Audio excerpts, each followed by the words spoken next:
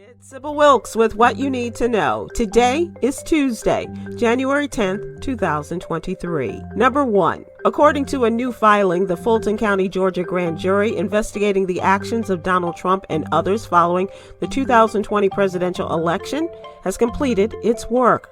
The special grand jury was impaneled to look into whether the former president and allies committed any crimes to overturn his loss in the 2020 election. The special grand jury was impaneled to investigate the case, not to issue indictments. However, the grand jury submitted its charging recommendations to Fulton County District Attorney Willis. DA Willis will determine the next steps. Over the last 8 months, the special grand jury heard from a wide range of witnesses, including Georgia Governor Brian Kemp and the aforementioned Georgia Secretary of State Raffensperger, as well as members of Donald Trump's team, U.S. Senator Lindsey Graham, White House Chief of Staff Mark Meadows, and Attorney Rudy Giuliani. Number 2. Last Thursday, President Biden announced the United States will begin blocking migrants from Haiti, Nicaragua, Venezuela, and Cuba from applying for asylum if they are apprehended crossing the U.S.-Mexico border.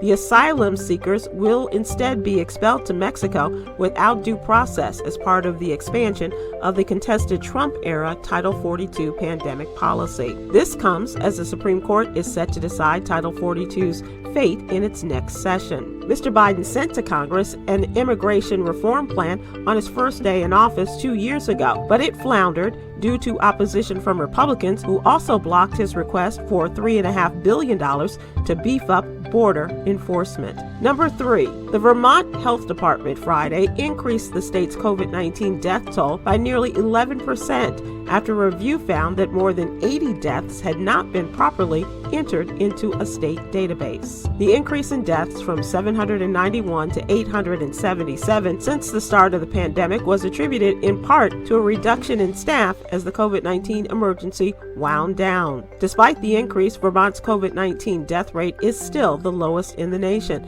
that according to the health department. Number 4. A dispute between a professor and a student at HBCU Winston-Salem State University led to the student being arrested. Video of the December 14th incident was captured on cell phone video by multiple students. In the video, 2 police officers were putting cuffs on a student, while the student recording said the female student being arrested only responded to the teacher who raised her voice first. The cause of the commotion was over a project that was due, and the teacher and student got into an argument over it. The teacher then told the student to apologize or leave. The argument led another Winston-Salem State employee to call campus police to de-escalate the situation. When they could not, the student was arrested. Number 5. When we think about inflation, we automatically start thinking about how much eggs are at the grocery store. Yeah, but there are other ways that inflation is hurting and helping your finances. And for a list of those reasons,